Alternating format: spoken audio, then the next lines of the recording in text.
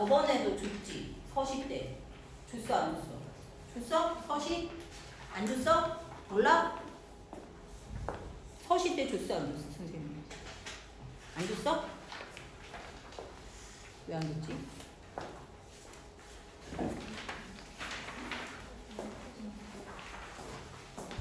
자, 오늘 뭘 배울 거야?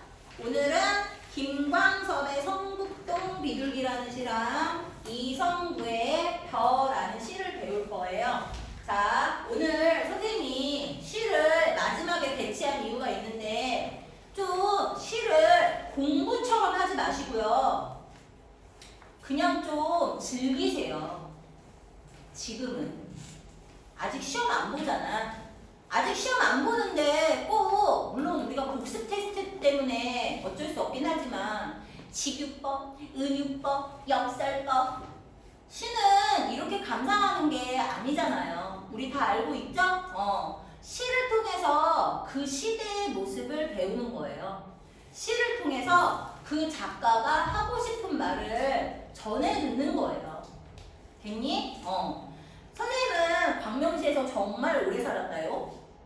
언제부터 살았냐면은 5살부터 살았던 것 같아요. 완전 광명시 토박이죠?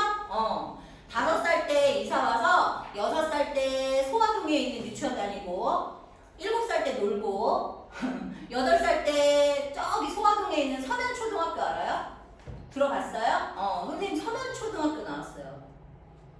거기 60몇 회 졸업생이고 선생님이 광명시에 제일 오래된 학교가 서면초등학교일 거예요 아마. 그래서 거기에서 그 옆에 안서중학교 있걸랑요. 선생님은 안서중학교 나왔어요. 그리고 광명여자고등학교라고 있었거든요. 지금은 명문고등학교로 바뀌었어요. 거기가 광명여자고등학교였어요. 여자들만 다니는 고등학교. 너네 하안북중 있잖아요. 하안북중도 옛날에는 광명여자중학교였어요. 여자들만 다니는 중학교. 철산중학교도 마찬가지예요. 철산여중이었어요. 그래서 여자들만 다니는 중학교였어. 그리고 광명중학교는 남자들만 다니는 중학교였고. 옛날에 선생님 때 옛날 사람 같지? 근데 얼마 전까지 그랬어. 그리고 지금 뭐 소아고등학교니 충영고등학교니 뭐 광문고등학교니 이런 거 한 개도 없었어요. 온리 고등학교는 광명여자고등학교 그리고 광명남자고등학교 광명 그 상고 그 다음에 광명공고 지금 뭐 항공고등학교로 바뀌었더라요. 이렇게 4개밖에 없었어. 그러니까 선생님이 갈 수 있는 거는 광명여자고등학교밖에 없었지. 그렇게밖에 없었는데 뭐 광명국고도 생기고 진성고등학교도 생기고 막 그렇게 학교가 이제 많아진 거야. 옛날에는 딸랑 요 4개밖에 없었다. 그래서 중학교는 많은데 고등학교는 이거밖에 없잖아. 그러니까 광명시는 되게 오래까지 비평준화였어. 뭔 소리냐면 뺑뺑이로 고등학교를 가는 게 아니라 시험을 봐서 시험으로 커트라인을 해가지고 나머지 애들은 다 떨어지는 거야. 그럼 어디로 가 걔네들은? 부천, 안산, 안양 거기까지 가야 돼. 떨어진 애들은 이 시험에서. 그래가지고 중학교 때도 공부 되게 열심히 했었어야 돼. 그리고 체력장도 들어갔어. 체력장. 그것까지 점수에 들어갔었어. 200점 만점에 체력장이 20점이었어. 그러니까 적은 점수가 아니잖아. 그지?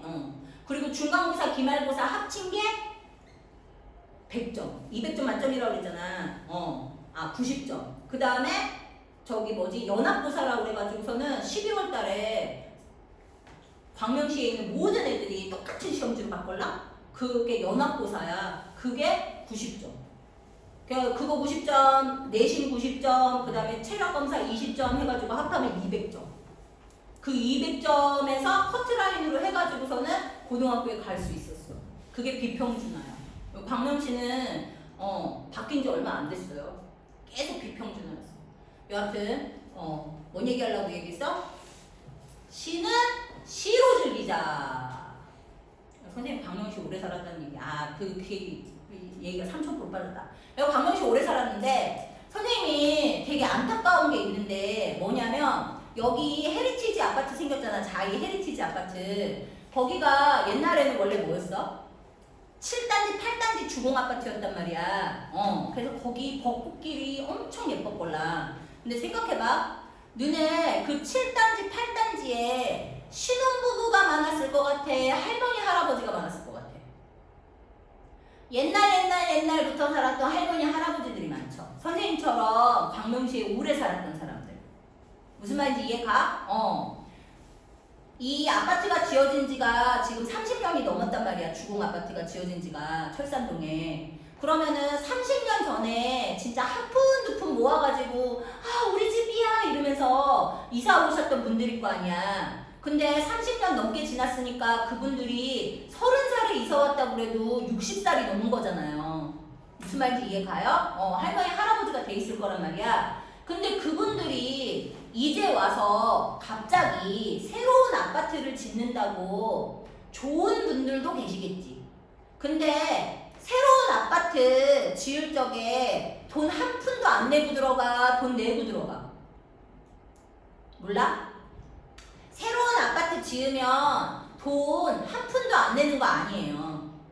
말 그대로 새 아파트로 지어주잖아요. 그러면 좋은 아파트 주니까 내 돈 더 줘야 돼요. 근데 할머니 할아버지들 중에 가진 거라고는 전 재산이 이 철산동 집 하나인 할머니 할아버지도 있을 거 아니야. 그럼 그 할머니 할아버지들은 헤리티지 아파트에 들어갔을까 못 들어갔을까? 못 들어가는 거예요. 1,000만 원이면 1,000만 원, 2,000만 원이면 2,000만 원 더 주고 가야 된다고. 새 아파트로 가려면. 아무리 내가 7단지, 8단지 살았어도. 원래 한 4억, 5억 하잖아. 분양가가. 그러면 내가 거기에 몇 천만 원은 줘야 된다고. 1억 정도는 줘야 돼. 그래야지 새 아파트에 들어갈 수 있어. 근데 내가 그 돈이 없어. 그러면은 그 아파트 못 들어가는 거야. 그럼 나는 원래 7단지, 8단지 살았지만 이제 다른 데로 이사 가야 되는 거야. 헤리티지 아파트에 들어갈 돈이 없는 사람들은. 자, 우리가 선생님 이 얘기를 한 이유가 성북동 비둘기가 그런 얘기를 하고 있어요. 옛날에 우리나라가 막 엄청 개발이 되었을 때 이런 사람들 굉장히 많았겠죠. 지금이야 우리가 세상 살기 좋아져서 만약에 나라가 엉뚱한 짓 하면은 나라를 상대로 고소할 수도 있잖아. 근데 옛날에는 내가 여기 살고 있었다? 근데 나라에서 나와가지고 여기 아파트 짓는데 그럼 나한테 뭐 줘야 돼 원래? 보상금 줘야 되잖아. 아니면 아파트 딱지라도 줘야 되잖아. 그런데 그거를 사기를 치는 거야. 나라에서 하는 일인데. 이해가 안 가죠? 우리나라는 이렇게 부동산 개발이 난개발. 굉장히 복잡하고 아주 지저분하게 개발이 됐어요. 그래서 지금도 우리나라가 부동산 문제가 굉장히 이렇게 앓는 일처럼 되게 막 이렇게 아플 때 그런 아주 아픈 이처럼 우리나라의 두통거리가 된 거예요. 60년대, 70년대 우리나라가 제대로 개발하지 않고 다른 사람들 뒤통수 치면서 사기 많이 치면서 이렇게 개발해가지고 그렇게 된 거야. 여하튼 그 얘기를 다 하려면은 너무 얘기가 복잡하니까 선생님하고 성북동 비둘기 한번 읽어볼까요? 자, 선생님 거는 여기 있다. 몇 페이지지? 194페이지지? 맞니?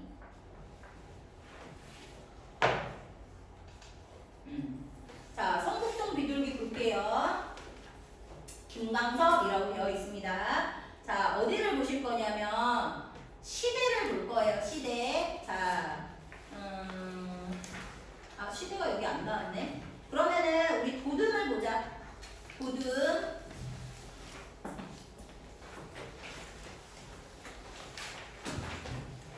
도듬 피셨어요? 도듬 피시면 어디에 있냐면 자 156페이지 볼게요.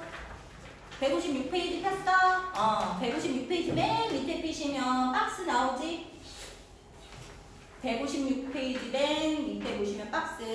자, 이 시는 사랑과 평화의 상징인 비둘기가 비둘기 동그라미네. 문명과 도시개발에 의한 자연파괴 세모네 보금자리를 상실한 채 쫓기는 신세로 전락해버린 모습을 형상화하고 있는 작품이다. 그렇구나. 도시화되고 산업화되면서 성북동 산해까지 문명이 침투하면서 본래 그곳에 살던 비둘기는 보금자리를 잃고 떠돌이 신세가 된다. 결국 비둘기는 가는 곳마다 인간 문명에 쫓기며 사랑과 평화가 있던 옛날을 그리워하게 된다. 화자는 비둘기가 처한 상황을 구체적으로 묘사하면서 묘사 밑줄 무분별한 개발이 우리 인간의 삶에 끼친 영향을 상징적으로 보여주고 도시 문명의 부작용과 해악을 절제된 목소리로 경고하고 있다. 더불어 마지막 연에서는 물질 문명 시대의 자연의 소중함과 사랑, 평화의 중요성을 일깨우고 있다 그랬어요. 됐어? 이거는 1차적으로 이 시의 겉만 본 거예요. 뭐라고요? 겉만 본 거야. 그러면 여기에 나오는 성북동 비둘기는 자연의 모습을 나타내고 있는 거야. 이해 갔어 안 갔어? 뭐하고 똑같아? 낙화하고 똑같아. 낙화에서도 시인이 보고 있는 거는 떨어지는 꽃이었어. 그치? 하지만 떨어지는 꽃에서 끝난 게 아니라 그거를 인간사회까지 확장시켰잖아. 이 성북동 비둘기도 마찬가지야. 여기서는 자연인 거잖아. 자연이 훼손되는 거잖아. 그런데 아까 선생님이 무슨 얘기했어? 헤리티지 아파트에 못 들어가신 돈이 부족한 할머니 할아버지 얘기했지. 그것처럼 새로운 아파트가 생기면서 거기에 들어가고 싶어도 못 들어가고 쫓겨나는 우리 인간하고도 같은 거예요. 이해 갔어? 뭐하고 같다고? 낙화처럼. 낙화도 떨어지는 꽃을 보면서 인간의 모습을 얘기했었잖아. 이것도 비둘기를 보면서 인간에 비유한 거라고. 이해가 안 가? 이해 갔어? 그래요. 잘했어요. 자, 그러면은 이해와 감상을 우리 누가 읽을까? 우리 하율이가 좀 읽어줄까요? 시작. 이 시는 시작.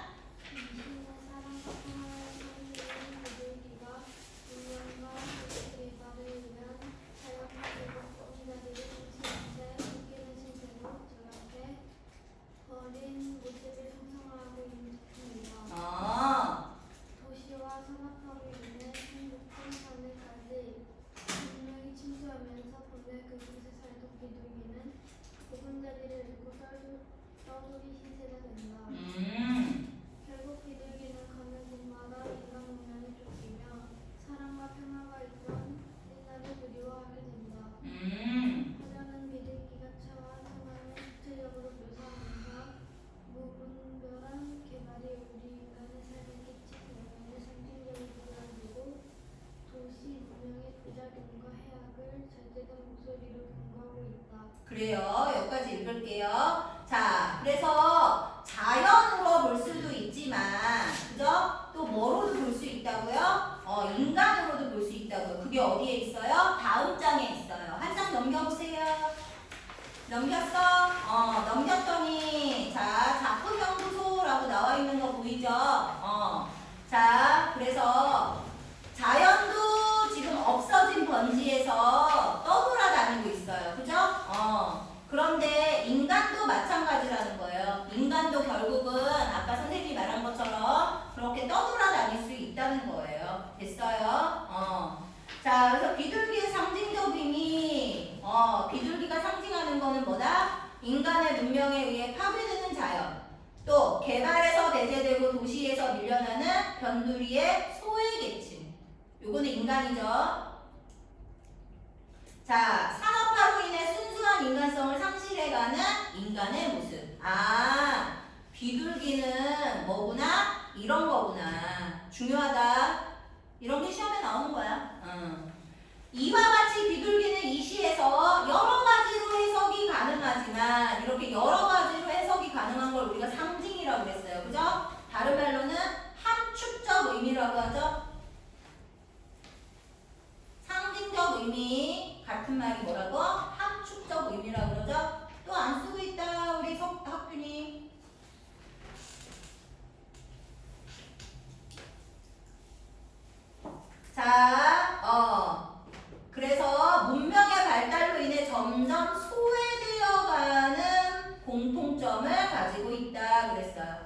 뭐가? 자연과 인간이 뭐로 인해? 문명의 발달로 인해 점점 소외되어 간다라는 공통점이 있다. 누구하고 누가? 자연하고 인간이. 자, 그 다음 표현 방식과 효과 그랬습니다. 뭐가 많대요? 이거 중요하죠. 항상 감각적 표현이 많아요 라고 돼 있는데 감각적 표현이 많다는 얘기는 뭐를 많이 사용했다는 얘기예요? 심상을 많이 사용했다는 얘기죠. 그래서 자, 가슴에 금이 같다, 새파란 아침 하늘 이런 게 시각이래요. 돌 깨는 산울림, 채석장 토성이 메아리치고 이런 게 청각이래요. 구공탄 굴뚝 연기에서 향수를 느끼다가 이런 건 후각이래요. 금방 따낸 돌 온기에 입을 닦는다, 온기라고 했으니까 얘는 촉각이래요. 자, 그럼 효과를 볼게요. 이렇게 심상을 많이 사용하면 어떤 효과가 있다고요? 머릿속에 이미지를 구체적으로 떠올리게 한다고요. 그걸 세 글자로 뭐라고 그래요? 형상화라고 하죠. 우리 머릿속에 구체적인 이미지를 떠올리게 하는 거. 세 글자로 뭐라고 그런다고? 형상화라고 한다고요. 기억하세요? 뭐를 사용하면은 심상을 사용하면 그런 효과가 있다 그랬어요. 자, 그래서 우리가 공감하게 해준대요. 누구한테 공감하게 해줘? 비둘기 마음에 공감하게 해주겠지. 대상이나 대상이 처한 상황이 구체적인 형상으로 지각되어 독자의 감정을 직접적으로 자극하고 더 공감하게 해줍니다. 그랬어요. 자, 비둘기는 사람이 아니잖아요. 근데 비둘기를 뭐처럼 표현했어요? 사람처럼 표현했어요. 그래서 어떤 효과가 있대요? 의인화를 통한 우의적 표현 그랬습니다. 선생님, 우의적 표현이 뭐예요? 돌려 말하기예요. 뭐라고요? 돌려 말하기. 즉, 야, 눈에 자연 훼손하지 마라. 눈에 동물 사랑해라. 이렇게 대놓고 말하지 않고 비둘기의 모습을 통해서 돌려 말해줬다 이 말이에요. 써라.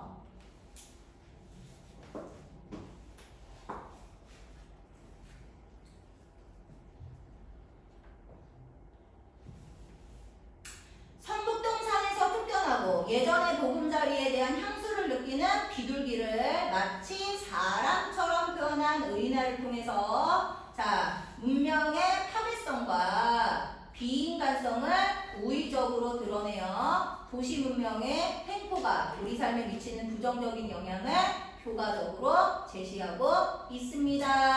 라고 되어 있고요. 자, 아이러니 보세요. 아이러니. 번지가 생기면서 번지가 없어지는 상황을 말함으로써 문명의 이면에는 자연환경의 파괴가 있다는 모순을 압축적으로 보여주고 있습니다. 라고 되어 있어요. 자, 그럼 이제 도둠에서 선생님하고 같이 보도록 하겠습니다. 도둠을 펴고 펜을 들고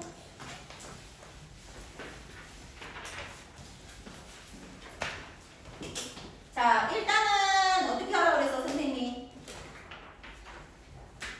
그냥 일단 한번 훑어보는 거야.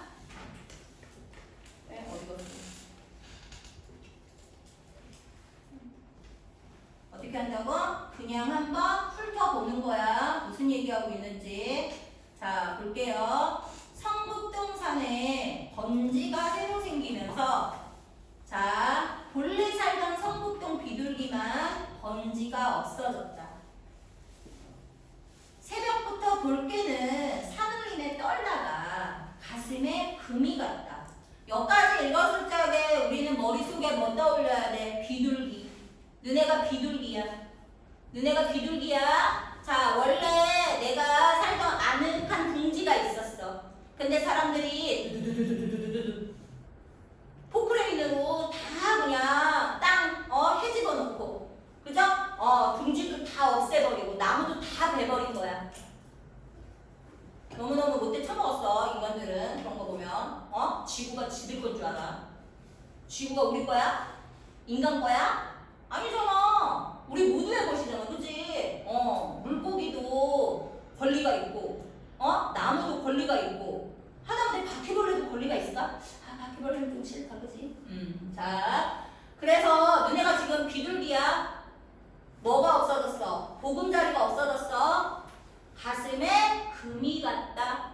뭐라고요? 속상한 거죠.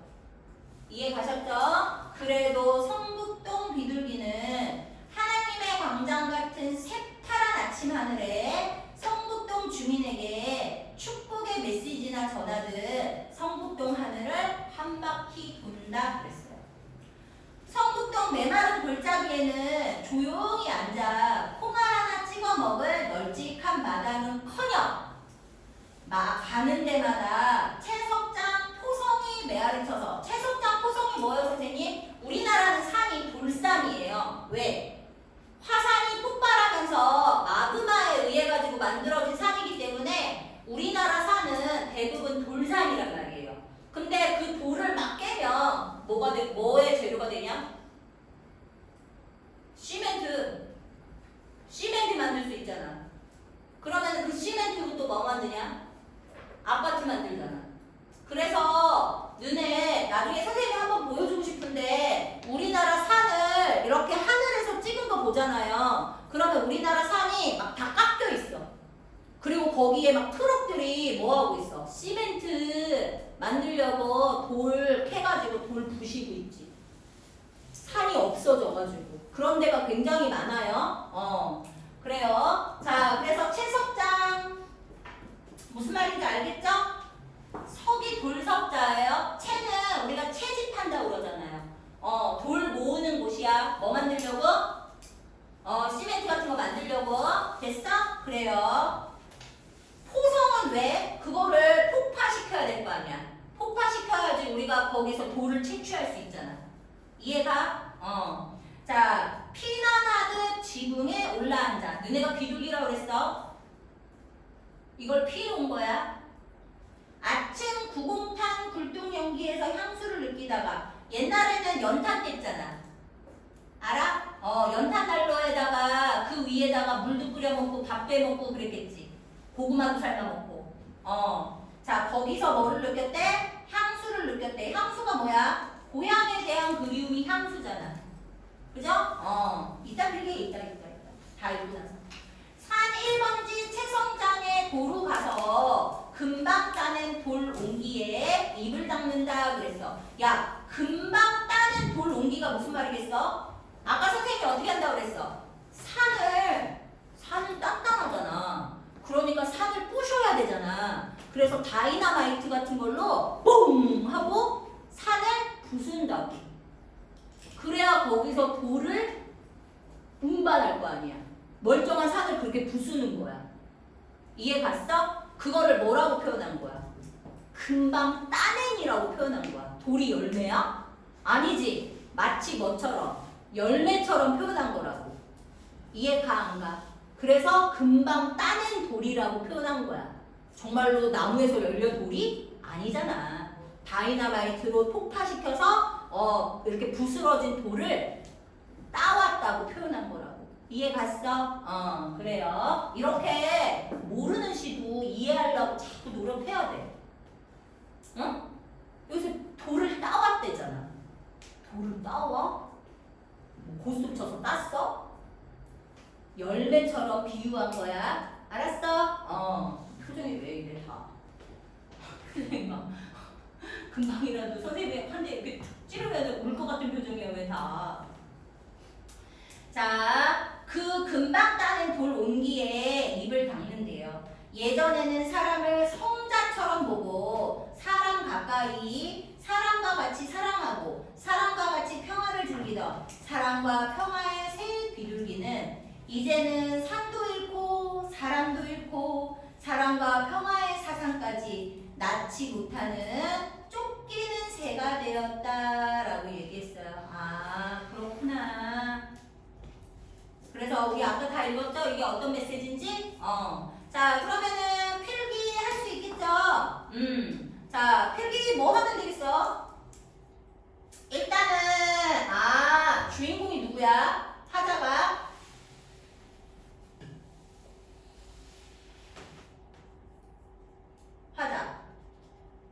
화자는 바깥에 그러면 시적 대상은 누구야? 시적 대상이 누군 거야? 비둘기죠? 아, 누가 하자가 누구 얘기해주고 있는 거야? 시적 대상이 비둘기의 이야기를 대신해주고 있는 거네. 우리 저번에 배웠던 것처럼 백석의 여승처럼. 백석의 여승에서도 하자가 여자의 이야기를 대신해주고 있었잖아요. 여기서도 누가 하자가 비둘기 얘기를 대신해주고 있는 거네요. 이해 갔어 안 갔어? 갔어? 아. 그리고 비둘기를 뭐 했다고요? 의인화했다고. 자, 그러면은 자 넘겨서 갈래는 자유시고 서정시고요. 자, 성격은 비판적이에요. 뭐에 대해서 비판적이라고? 문명에 대해서. 문명 발달에 대해서 비판적인데 어떤 문명이야? 자연을 훼손하면서, 그죠? 자연을 훼손하는 문명 발달에 대해서 비판적인 거고요. 자, 상징적이라는 건 뭐예요? 비둘기가 뭐를 상징하는 거야? 비둘기가 자연을 상징하는 거잖아. 그래서 상징적이라고 돼 있는 거야. 자, 자연 파괴와 비인간에 되어가는 현대 문명에 대한 비판이라고 돼 있고요. 제재는 비둘기라고 돼 있어요. 선명하고 다양한 감각적 이미지가 많고요. 비둘기를 의인화해서 문명 비판적 내용을 우의적으로 표현했습니다. 아까 다 설명했죠? 무슨 말인지 돌려 말하기라고 아까 얘기했어요. 우의적. 자, 1항에서는 이렇고 2항 이렇고 3항 이렇다라고 나와 있고, 비둘기는 현대 문명에 의해 파괴되는 뭐를 상징한다? 자연을 상징한다. 자, 그 다음에 번지는 올드 번지가 있고요. 뉴 번지가 있어요. 뭐가 있다고요? 올드 번지가 있고요. 뭐가 있다고? 뉴가 있다고. 자, 그러면 올드는 원래 누가 살았던 데겠어? 비둘기가 살았던 데겠지. 번지 얘기하고 있는 거 지금. 뉴는 사람들이 아파트 짓고 사는 거겠죠. 됐냐? 마당은 자유를 마음껏 누릴 수 있는 공간인데 마당이 없어. 마당은 커녕이라고 표현했었고요. 포성은 문명의 횡포를 상징적으로 나타내는 현실의 구체적 소재. 사랑과 평화, 문명화되기 이전 인간이 자연과 공존하면서, 그죠? 그래서 우리 저번에 고향에 뭐 있었어? 아, 고향이 아니고 가난하다고 사랑을 모르겠는가 해서 뭐 있었어? 고향에 까치밥으로 남아있을 감. 까치밥 왜 남겨? 까치 먹으라고 남기잖아. 인간은 원래 자연하고 뭐 했다고? 공생했다고. 함께 살았다고. 근데 지금은 안 그렇다고. 그죠? 옛날에는 쥐한테도 먹을 거 줬어요. 죽지 말라고. 이상해. 선생님도 만약에 쥐가 있으면 되게 무서울 것 같긴 해. 자, 그래요. 됐니? 그러면 자, 선생님하고 이제 필기 한번 해볼까요? 자, 보자. 너네가 이걸 수능에서 봤어. 안 배운 거야. 어떻게든 해석하려고 노력해야 돼. 성북동 산에 번지가 새로 생기면서, 자, 번지는 우리 사람이 사는 주소를 말하는 거잖아요, 원래. 그죠? 그러면은 성북동 산에 번지가 새로 생겼대. 아까 선생님이 뭐라 그랬어? 새로 생긴 번지가 있다고 그랬잖아. 그지? 그럼 이거는 누가 사는 번지야? 인간이 사는 번지잖아요. 본래 살던 성북동 비둘기만이 번지가 없어졌대. 이건 뭐라고? 올드 번지잖아요. 원래 누가 살았던? 비둘기가 살았던 번지잖아요. 서로 뭐 되고 있는 거야? 대조되고 있는 거죠.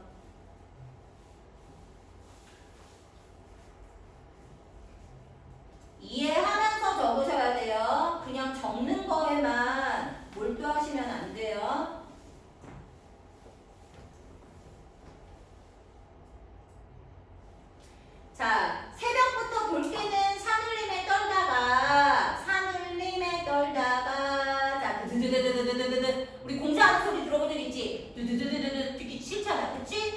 얘는 무서웠을 거 아니야. 왜? 자기의 생명을 위협하는 소리잖아요. 비둘기 입장에서는. 자, 소리라고 했어요. 뭐예요? 청각적 신상을 통해서 뭐 하고 있는 거예요? 이 아이의 이런 거 뭐라 그래? 공포죠, 공포. 이거를 강조하고 뭐 하는 거야? 형상화하고 있는 거야. 떨었대, 떨었대. 공포잖아, 공포.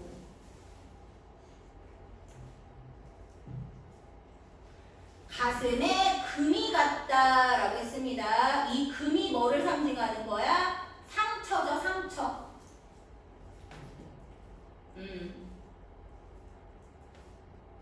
그거를 무슨 신상으로? 시각적 신상으로 보여주고 있는 거죠. 가슴에 금이 간 거는 시각적 신상으로 보여주고 있는 거야. 그래도 성북동 비둘기는 하나님의 광장 같은 그랬습니다. 직유법이죠? 새파란 아침 하늘에 원관용이죠? 광장 같은 하나님의 광장 같은 그랬으니까 얘가 보조관용이고 얘가 원관용이잖아. 자, 그 다음에 새파란 아침 하늘이라고 했으니까 또 무슨 신상이야? 시각적 신상이네. 됐니? 성북동 주민에게 축복의 메시지나 전하듯 한 바퀴 돌았대요. 자, 메마른 골짜기에 조용히 앉아 콩알 하나 찍어 먹을 널찍한 마당은커녕 그랬으니까 뭐예요? 각박한 현실을 표현한 거죠. 각박한 현실이야. 안 보이네.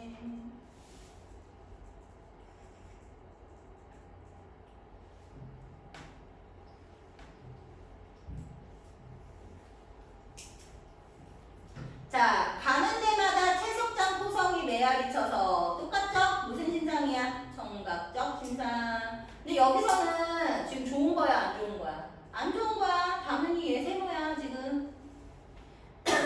피난하듯 지붕에 올라앉아. 아침 구공탄 굴뚝 연기에서 향수를 느끼다가. 이거 아까 뭐라 그랬어? 촉각적 신상이라고 그랬지? 아니, 촉각이랬나? 뭐냐? 명리니까. 후각적 신상이라고 그랬죠?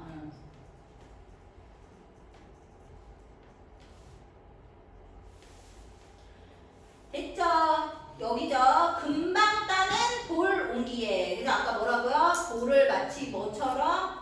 열매처럼 지금 비유한 거고요. 옹기라고 했으니까 뭐라고요? 촉각적 신상이 쓰인 거죠. 됐니? 예전에는 사람을 성자처럼 봤대요. 이 말은 무슨 말이야? 사람을 좋아했다는 얘기지. 성자는 성인군자 말하는 거잖아. 그래서 사람 가까이라고 그랬어요. 네, 선생님 여기 하트예요. 여기. 하트. 좋아했다 이 말이야. 사람과 같이 사랑하고 사람과 같이 평화를 즐기고 뭐 생겨? 유사한 통사구조의 반복이죠. 비슷하죠. 뭐라고요? 유사한 윤장구조 반복 하면 뭐가 생기겠냐? 당연히 운율이 생기겠죠. 또 의미도 강조하겠죠. 두 번 말했으니까.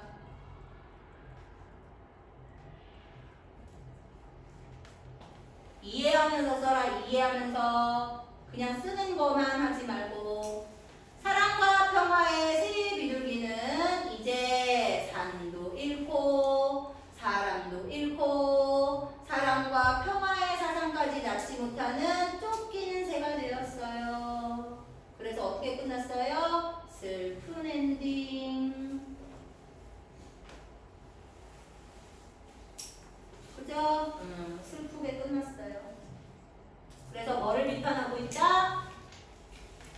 현대 문명의 이런 걸 뭐라고 그래? 이기적이라고 그러잖아. 이기적. 그죠? 비판. 근데 이거 1960년대 시다.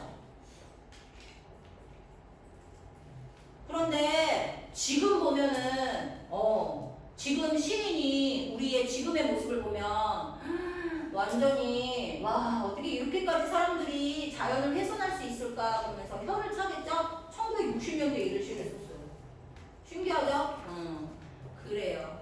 자 그래서 뒤에 문제 풀어보실 수 있겠죠? 이따가 빨리 선생님하고 이성구의 벼도 빨리 할게요. 됐어? 자 선생님 봐봐. 간단하게 얘기할게. 너네 요번 겨울에 응원봉 들고 그거 소녀시대 이래로 뭐냐 가사 모르겠네 선생님. 뭐 다시 뭐냐 마지막에 새로운 세상 이러면서 끝나잖아. 몰라 이 노래? 소녀시대 노래. 여하튼 응원봉 들고 막 이렇게 불렀잖아. 사람들 어디서 불렀어? 어디서 불렀어? 국회의사당 앞에서 불렀잖아. 왜? 윤석열이 그죠? 개엄한다 그러면서 국회의사당 먼저 이렇게 국회의원들 못 들어가게. 왜? 국회의원들이 입법부니까 그거 통과 못 시키게끔 아예 거기 못 들어가게끔 거기에 군인들이랑 경찰들이랑 막 에워쌌잖아. 거기를 누가 막은 거야? 그날 12월 3일날 몰라? 그냥 간단하게 얘기하면 12월 3일날 10시쯤에 윤석열이 뭐 했어? 계엄을 선포합니다 이랬어. 그걸 보고 사람들이 미쳤어? 왜 갑자기 계엄이야? 이랬는데 그 중에서 국회의원들이 빨리 국회로 가가지고서는 계엄을 해지하는 법안을 통과한 거야. 그 사람들끼리. 그래서 계엄이 해지될 수 있었던 거야. 근데 만약에 국회의원들이 거기 못 들어가서 그거를 못 했잖아. 그럼 우리는 계엄이야. 계엄이 뭐냐면 군인이 빵 하고 총을 쏴. 민간인을. 그럼 원래는 민간인 어떻게 해줘야 돼? 군인이 깜빵 가고 민간인은 나라에서 보상해줘야 되잖아. 그지? 근데 계엄이라는 거는 내가 길거리 다니다가 군인한테 빵 하고 총을 맞았어도 찍소리 못하는 거야. 그게 계엄이야. 누가 대빵되는 거야? 군인이 대빵되는 거야. 군인이 하는 모든 행동은 다 법적인 효력이 있고 아무 규제가 없는 거야. 그게 계엄이야. 여하튼 그때 막 사람들이 응원봉 들고 노래 불렀잖아. 그러면서 계속 탄핵을 외쳤잖아. 그래서 결국은 윤석열이 탄핵됐잖아. 너네는 기억을 못할 수도 있지만 그 시간이 굉장히 길었단 말이야. 왜냐면 12월 3일날 계엄을 했고 해지를 했는데 윤석열이 잡혀 들어간 게 4월이었을 거야. 그러면은 4개월 동안이나 그 사람은 계속 바깥에 있었던 거잖아. 내란범인데. 무슨 말인지 알겠어? 그리고 그 헌법재판소에서 판결 난 것도 되게 늦게 났어. 우리 계속 한참 기다리다가. 그때도 그 언니들, 오빠들, 사람들은 거기 가가지고 계속 응원봉 흔들었잖아. 인간은 서로 위기가 닥쳤을 때 뭐 한다는 거야? 단결한다는 거야. 앞에 나선다는 거야. 그게 인간의 위대함이라는 거야. 우리가 IMF 때 너네는 IMF라는 말만 들어봤지 뭔지 모르잖아. 근데 그때는 진짜 나라가 막 망해갔어. 왜냐면 우리나라에서 제일 잘 나가던 대우가 망하고 그 다음에 뭐 삼성 르노 자동차가 원래 삼성이 사가지고서는 삼성에서 자동차가 나왔었는데 삼성은 그거를 다시 프랑스의 르노한테 팔고 막 이런 식으로 나라가 진짜 망해가는 것 같은 거야. 너네 혜태 알지? 혜태도 실제로는 이름만 있는 거야. 망했어. 근데 워낙에 유명하니까 이름만 남겨놓은 거야. 다른 회사가 샀어? 어디가 샀어? 롯데가 샀어. 롯데가. 혜태 없어. 몰랐지? 응, 이름만 있는 거야. 그리고 너네 파스텔 우유 알지?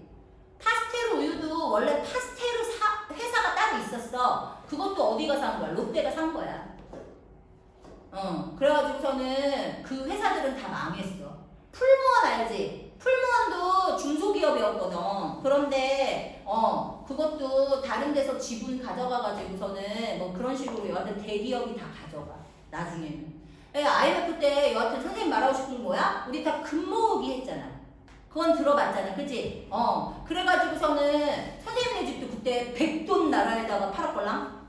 한 돈에 6만 원씩 갖고 100돈 팔았거든? 근데 지금 한 돈에 얼마야? 100만 원이야. 한 돈에 100만 원 됐어. 금모으기 할 적에 97년이걸랑? 그때 6만 원 주고 팔았는데 지금 30년 만에 100만 원 됐네. 와, 장난 아니네.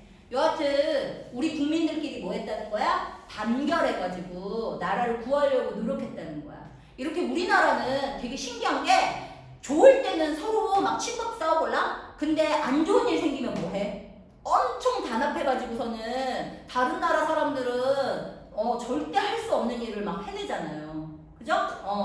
이성구의 벼가 그런 작품이에요. 얻었네. 자, 선생님하고 얼른 빨리 읽어볼게요. 이성구의 벼. 자, 여기서 소재는 뭐겠어? 이성구의 벼니까. 벼가 소재겠죠? 자, 그러면은 아까 선생님 말한 것처럼 여기에 나오는 벼는 결국은 누굴까? 인간이죠, 인간. 우리 인간들을 말하는 거예요. 자, 보도록 하겠습니다. 벼는 서로 어우러져 기대고 산다 그랬어요. 뭐 하면서 산다고? 좋죠. 기대고 산대. 햇살이 따가워질수록 깊이 익어서 스스로를 아끼고 이웃들에게 절을 맡긴다 그랬어요. 자, 야, 벼가 이웃이 있어? 벼는 이웃이 없잖아. 무슨 법이야? 의인법이야. 자, 서로가 서로의 몸을 묶어서 더 튼튼해진 백성들을 구하라 그랬어요. 백성에 밑줄치고. 나 지금 뭐 보고 있지? 벼. 그럼 이 백성은 벼를 뭐 한 거야? 비유한 거야. 그 원관념은 뭐라고? 벼인 거야. 보조관념이 백성인 거야. 이해 갔어? 거꾸로 생각하면 안 돼. 백성이 원관념 아니야. 벼가 원관념이고 백성이 보조관념이야. 이해 가 안 가? 계속 볼게요. 자, 죄도 없이 죄지어서 더욱 불타는 그랬어요. 밑줄. 죄도 없이 죄지어서 역설이죠? 모순되잖아. 안 어울리지? 그런데 죄도 없는데 죄지었다가 옛날에 있었을까 없었을까? 있었어요. 선생님 봐봐. 옛날에 박정희 때는 내가 머리 기르고 다녀. 남잔데. 잡혀가요. 머리 막 깎여요. 내가 여잔데 미니스커트 입고 다녀. 잡혀가요. 유치장에 끌려가요. 거기서 며칠 동안 있다가 나와야 돼요. 근데 재수 없으면 뭐 당해요? 거기서 성희롱 당하겠지. 옛날에는 여자들의 인권을 그렇게 중요하게 생각하지 않았을 때니까. 자, 그리고 더 재수 없으면은 남자들은 군대에 끌려가거나 아니면은 삼청대라는 데가 있었어. 삼청대. 뭐냐면 사람들이 지금 너 문제가 있어. 너 좀 문제가 있으니까 너 교육 좀 받아야겠다. 이러면서 삼청대라고 서울에 실제로 있었던 곳인데 거기 끌려가가지고서는 어마어마한 그 군인들보다 더 강한 그런 훈련을 받는 거였어요. 근데 쉽게 말해서 훈련이지. 막 이런 거 있잖아. 막 진흙탕에서 여기 막 철조망 있는데 막 거꾸로 기어가야 되는 거 있잖아. 뭔지 알지? 본 적 있지? 근데 그거 잘못 기어가다가 여기 막 긁히고 막 이럴 거 아니야. 그지? 그리고 막 이렇게 나무 같은 거 커다란 나무 어깨에 메고서는 막 이러면서 가는 거 있잖아. 영화 같은 데서 봤지? 그런 거 시키는 거야. 나 멀쩡하게 대학도 잘 다녔는데 그냥 잘 가다가 체크방 검사 같은 거 하는 거야. 대학생인데도 길거리에서 그냥 옛날에는 아무나 그냥 체크방 열어가지고 검사하는 거야. 근데 거기에 조금만 이상한 책이 있어도 걸리는 거야. 옛날에는 웬만한 책이 다 금서였어. 금지된 책. 그래서 조금만 이상한 책 있어도 그냥 그 경찰이 잡아가는 거야. 왜?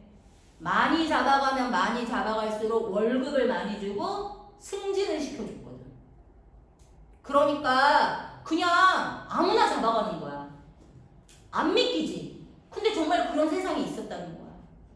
여기에 나오잖아. 죄가 없는데 죄 지었다고 잡혀갔다고. 무슨 말인지 이해 갔어? 자, 그래서 쓰세요.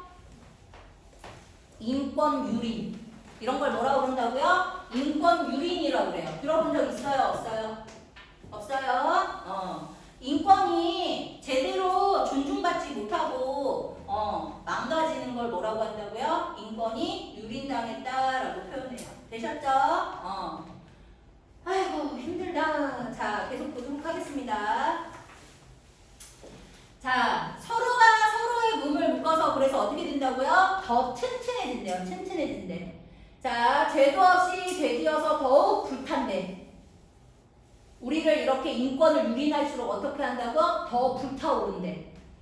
자, 마음들을 모아라. 벼가 춤출 때 벼는 소리 없이 떠나간다 그랬어요. 아니 이건 또 무슨 얘기야? 벼가 춤출 때 왜 벼가 소리 없이 떠나가? 끝까지 읽어볼게요. 벼는 가을 하늘에도 서러운 눈을 씻어 맑게 다스릴 줄 알고 그랬어요. 바람 한 점에도 제 몸의 노여움을 덮는다 그랬어요. 아, 지금 시대가 어지럽고 우리의 인권은 유린당하고 있지만 우리는 막 같이 치고받고 싸우고 폭동을 일으키고 그런 게 아니라 진짜 민주주의로 대응하겠다 이렇게 얘기하고 있는 거예요. 그리고 저의 가슴도 더운 줄을 안다. 벼가 떠나가며 바치는 이 넓디 넓은 사랑 그랬어요. 야, 가을이 오면 벼를 어떻게 하니? 잘라서 추수를 해가지고 우리는 쌀을 먹잖아. 그거를 뭐라고 표현한 거야? 이 넓디 넓은 사랑이라고 표현한 거예요. 벼의 뭐예요? 희생이죠? 쓰러지고 쓰러져도 다시 일어서서 누리는 이 피 묻은 그리움 그랬어요. 윗줄. 이게 바로 벼라는 시가 단순히 벼만 노래한 게 아니라 민주주의를 위해서 싸우고 투쟁하다가 아픔을 겪은 사람들을 위한 시라는 걸 알 수 있는 부분이에요. 이해 가셨어? 피 묻은 그리움. 이 넉넉한 힘이라고 그랬어요. 왜? 이렇게 탄압받고 유린당하지만 결국은 이 세상의 민주주의를 꽃피우는 건 이 사람들의 힘이니까요. 됐니? 넘겨서 자 갈래 보도록 하겠습니다. 자유시고 서정시라고 되어 있고요. 성격은 쓰세요. 저가 훌륭하다고 얘기하고 있는 거야. 그래서 예찬적이고요. 자, 이렇게 민주주의에 대한 시 우리 배웠었어. 무슨 시라고 한다고? 민주주의에 대한 시 무슨 시라고 한다고 배웠어? 참여시라고 한다고 배웠잖아요. 그래서 옆에 뭐라고 돼 있어요? 참여적이라고 돼 있어요. 됐지? 자, 그 다음에 벼가 민주주의를 위해서 투쟁하는 사람들을 상징하고 있는 거예요. 혹은 우리와 같은 그냥 평범한 민중일 수도 있고요. 자, 벼에 쓰세요. 성장과 수확 과정에 따른 단계적 시상 전개 그랬고요. 왜? 나중에 가을이 되면 얘가 뭐 한다고 그랬어? 희생한다고 그랬잖아요. 대상을 의인화하여 벼가 지닌 속성을 예찬하고 있는 거고요. 벼의 다양한 모습이 있었어요. 이 땅에서 살아온 자 밑줄 민중의 함과 공동체 의식을 형상화했다 그랬어요. 됐니? 자 그러면 햇살 따가워도라고 했어. 햇살이 따갑다고 했으니까 햇살은 동그라미겠냐 세모겠냐?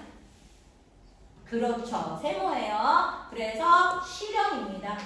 하지만 얘가 줄쳐요. 결과적으로는 벼를 어떻게 만든대요? 성숙하게 만든대요. 낙화하고도 비슷하네요.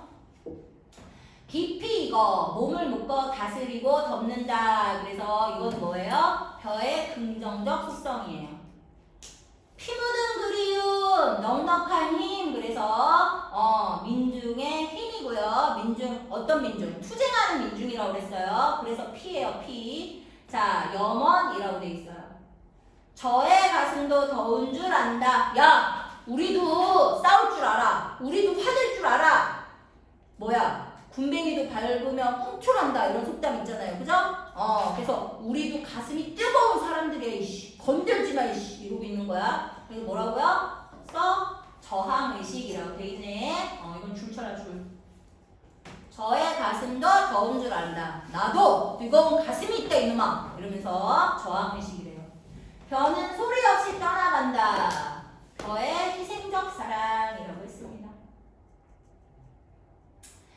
자, 그래서 얘는 담담한 어조예요. 선생님처럼 흥분하지 않았어요. 담담한 어조 밑줄 쳤어? 자, 화자는 시련을 이겨내는 뭐를 바라보고 있다? 별을 바라보고 있다. 벼 동그라미. 자, 그리고 별을 통해서 누구의 모습을 떠올리는 거다? 맞아요. 결국은 인간 얘기하는 거예요. 인간의 모습을 떠올리고 민중의 모습을 예찬하고 있다. 됐냐? 됐어요. 자, 그러면은 빨랑 선생님하고 줄 좀 치시면서 보도록 할까요?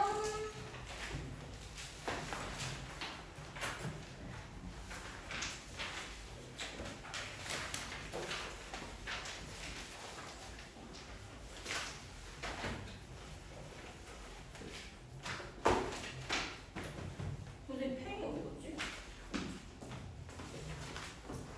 여기 있다.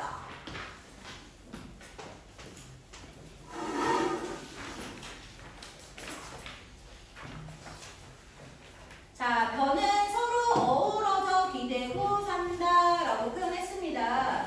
이렇게 서로 어우러져 사는 것을 우리 뭐라고 합니까? 공동체라고 그러죠? 뭐라고요? 공동체.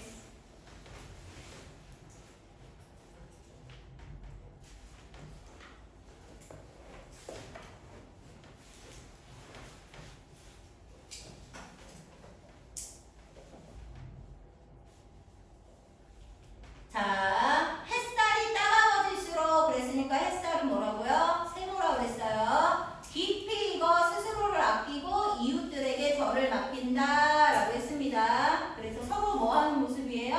의지하는 모습이에요. 아까 더 튼튼해진 백성들을 보아라. 아까 선생님 쓰라고 했죠? 원관념은 벼예요.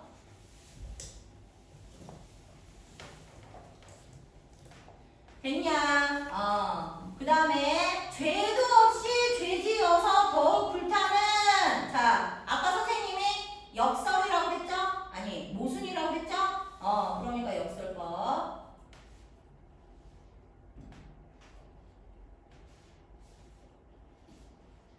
됐어? 자, 그 다음에 벼가 춤출 때 그랬어요. 자, 춤은 언제 춰? 기분 좋을 때 추잖아. 동그라미야. 자, 벼는 소리 없이 떠나간다 그랬어요. 이거 언제라고요? 수확하는 거예요. 수확하고 그러면은 우리가 벼를 먹잖아. 그지? 이걸 이렇게 표현한 거야. 한참 벼가 무르익은 다음에 소리 없이 떠나간다는 거는 벼의 수확을 말하는 거야. 그런데 이거 뭐하고 비슷해? 낙화하고 너무 비슷하지. 가야 할 때가 언제인가를 알고 가는 이의 뒷모습은 얼마나 아름다운가. 그거하고 굉장히 비슷하네요. 됐냐? 자, 그래서 이게 뭐라고 그랬어? 희생이라고 그랬어. 뭐라고? 희생.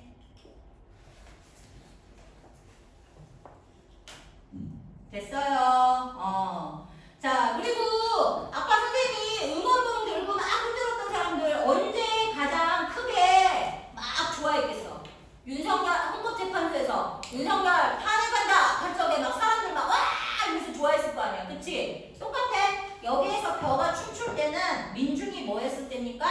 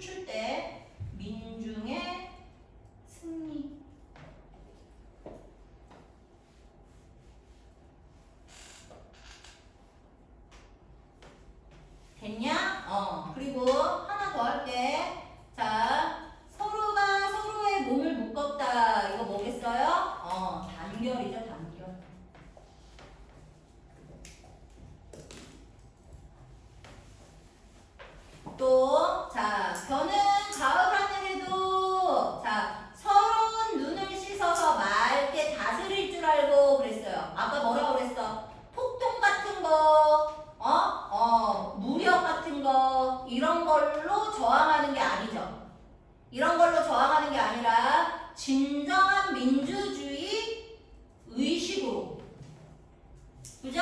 민주주의 의식으로 실현하고자 하는 거겠죠? 서러운 눈을 씻어서 맑게 다스릴 줄 알고가 무슨 말인지 알겠지? 바람 한 점에도 제 몸에 노여움을 덮는다 그랬으니까 노여운 건 화난 거잖아. 그거를 덮는다 라고 했으니까 뭐 하는 거예요? 참는 거예요. 인내하는 거죠? 왜? 더 큰 민주주의를 위해서. 평화적 민주주의를 위해서 참아내는 거잖아. 같이 싸우는 게 아니라. 그러면서 야 우리도 뜨거운 사람들이야. 우리도 가슴이 뜨거워. 까불지 마. 이러면서 자기의 마음을 이렇게 뭐 하는 거야? 좀 다독이는 거지. 자, 벼가 떠나가며 바치는 이 넓디 넓은 사랑 그랬습니다. 아까도 선생님 얘기했지만 민중들의 투쟁, 민주주의에 대한 열망 이런 것들로 인해서 현재 우리가 누리고 있죠. 뭐를? 진정한 민주주의를. 우리는 이제 가방검사도 안 당하고 머리를 기르든지 말든지 머리를 뭐 염색을 하든지 말든지 경찰이 잡아가 안 잡아가? 안 잡아가잖아. 이렇게 평화롭고 자유로운 세상을 만든 거는 다 누구 덕분이야? 이 사람들 덕분인 거잖아요. 그죠? 현재 진정한 민주주의를 우리가 누리고 있죠. 누구들 덕분에? 이 사람들 덕분에. 그래서 뭐라고 한 거야? 넓디 넓은 사랑이라고 표현한 거예요.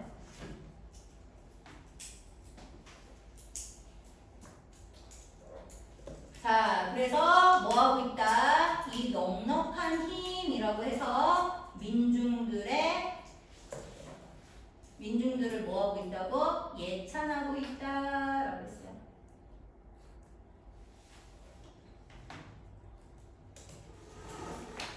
됐어? 그래요. 자, 그러면은 다 끝났고요. 클리닉까지 뭐 해오시면 돼요? 도둠에 있는 문제 풀어가지고 오시면 돼요. 그러면 선생님하고 채점할게요. 나 봐봐. 자, 오늘 다른 건 다 까먹어도 돼요. 다른 건 다 까먹으셔도 되는데 이거 하나만 꼭 기억하자. 지금 중학교 2학년에 올라가는 2월 달에 너희의 모습과 5년 뒤를 생각해봐라. 5년 뒤. 5년 너무 먼가? 그러면은 3년만 생각해볼까? 3년? 3년 뒤면은 너네 몇 학년이야? 고등학교 2학년이지 뭐. 지금이 고2라고 생각을 해봐. 야, 고2인 게 낫냐? 중2인 게 낫냐? 중2인 게 낫지? 고2 때 가가지고 국어 공부 새로 시작하는 게 낫겠냐? 지금부터 기초부터 다지는 게 낫겠냐? 지금부터 기초부터 따박따박 다져나가는 게 나중에 고등학교 됐을 때 편하겠지. 됐어? 그래요. 지금 이렇게 주말에 아침 10시부터 나와서 3시간 동안 선생님하고 재미없는 공부하느라고 고생했잖아. 이거 너네들 다 나중에 보상받아. 집에서 놀고 있는 애들 있잖아. 집에서 자고 있는 애들 있잖아. 맨날 게임만 하는 애들 있잖아. 걔네들하고 너네들하고 어떻게 결과가 같겠어? 당연히 다르지. 만약에 결과가 같다면 그게 오히려 불공정한 거지. 불공평한 거지. 그래 안 그래? 세상은 그렇게 불공평하지 않아. 너희들의 이런 노력을 절대로 배반하지 않아. 그러니까 나는 학원에 와가지고 공부하고 가는 게 아무것도 없는 것 같아. 이렇게 조바심 낼 필요 없어. 이렇게 한 스텝 한 스텝 한 스텝 쌓여서 나중에 너희가 원하는 모습의 결과를 줄 거야. 무슨 말인지 알겠지? 오늘도 고생하셨고요. 선생님하고 클리닉에 만나요. 이제 클리닉 똑같이 오는 거지 예전하고. 만약에 시간 변동 있으시면 선생님한테 개인 통화하세요. 알겠죠? 고생하셨어요. 잘 가.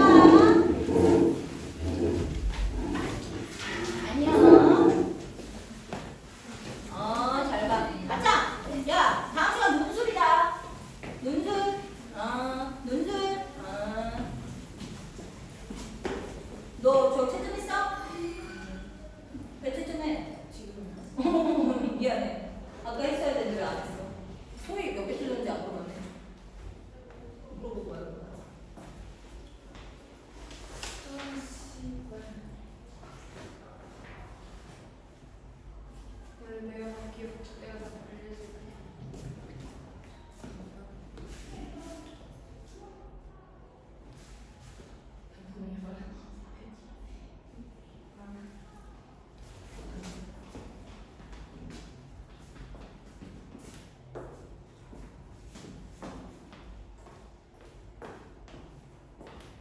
유빈아 이리 와봐.